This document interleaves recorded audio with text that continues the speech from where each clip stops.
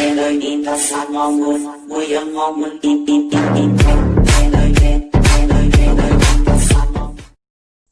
hari ini kita akan belajar tentang inflasi ya. Sebagaimana kita ketahui bahwasannya di video-video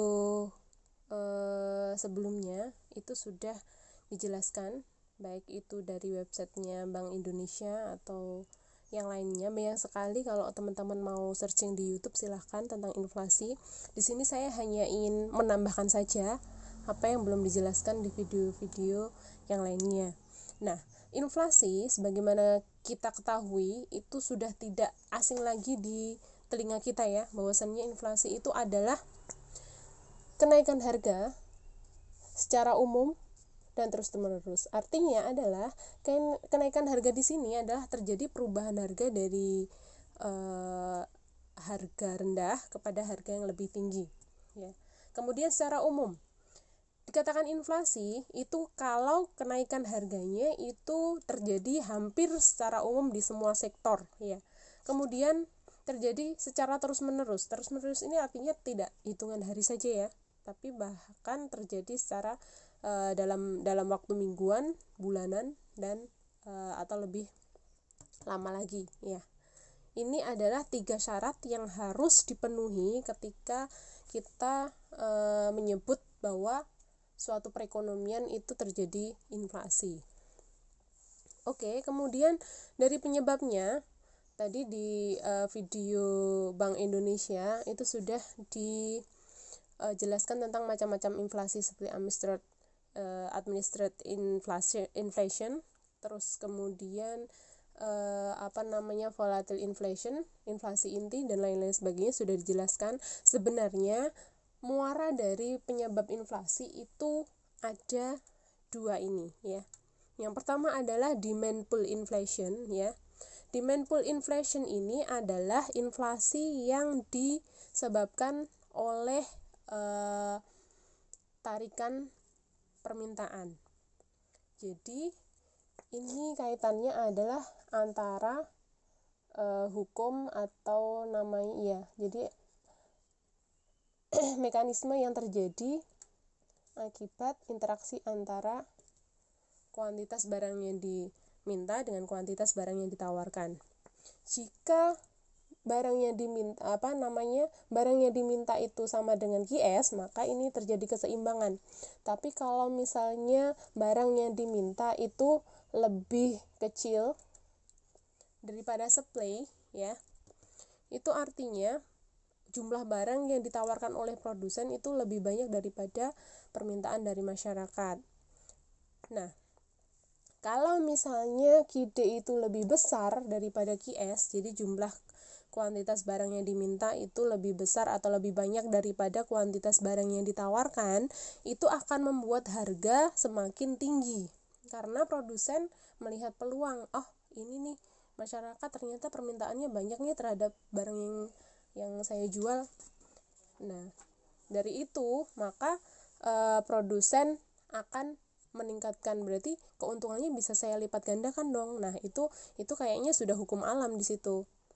Maka kalau kuantitas barang yang diminta itu lebih besar daripada kuantitas barang yang ditawarkan, maka otomatis akan terjadi inflasi. Yang kedua adalah cost push inflation.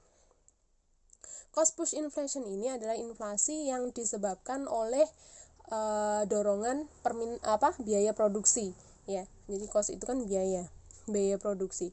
Itu maksudnya harga yang naik itu dikarenakan adanya kenaikan pada harga dari input yang dipakai, baik input variabel maupun input tetap. Tapi biasanya yang mempengaruhi adalah input variabel ya.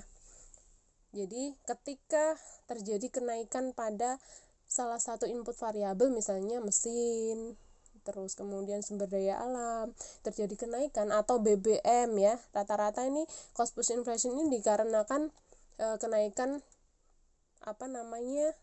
input dasar dari produksi. Jadi misalnya kenaikan minyak, kenaikan BBM, kenaikan tarif dasar listrik ya, maka hampir seluruh sektor akan terpengaruhi. Jadi ketika cost-nya naik, otomatis harganya pun juga naik.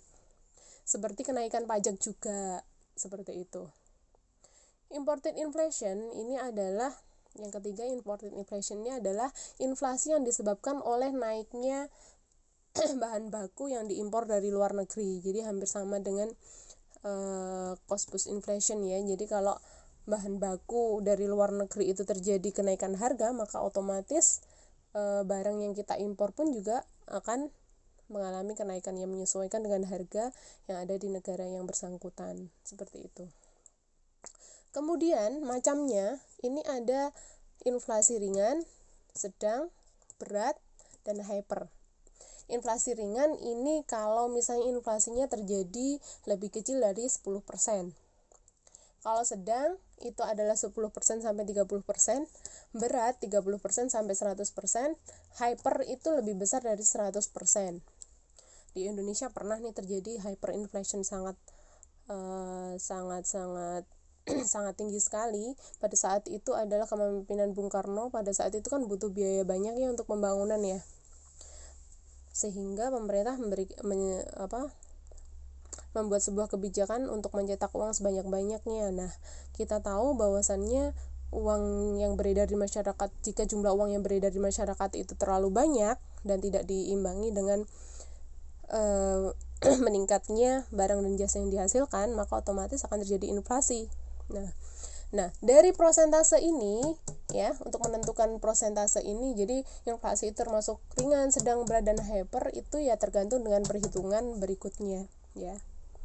Jadi untuk perhitungan inflasi, yang pertama kali kita harus tahu adalah bagaimana atau berapa besar indeks harga konsumen. Biasanya dipakai indeks harga ada beberapa macam ya, kita pakai indeks harga gitu aja ya, nanti akan menyesuaikan. Jadi silahkan dibaca di bukunya masing-masing. Indeks harga itu ada beberapa macam ya.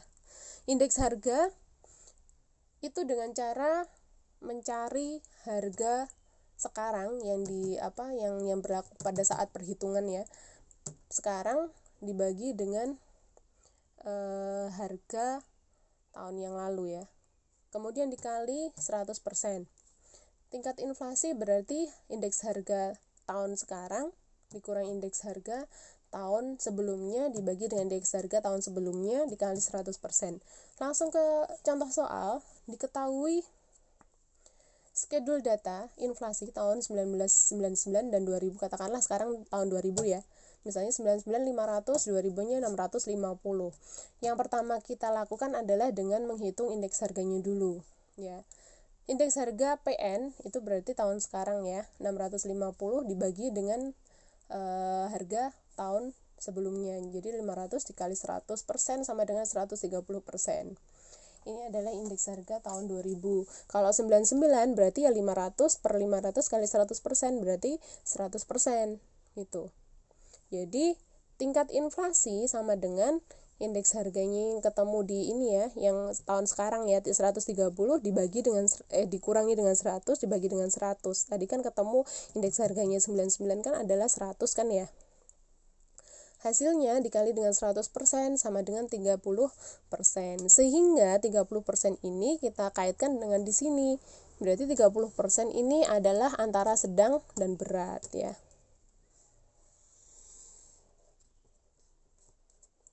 Termasuk kategori ini. Oke.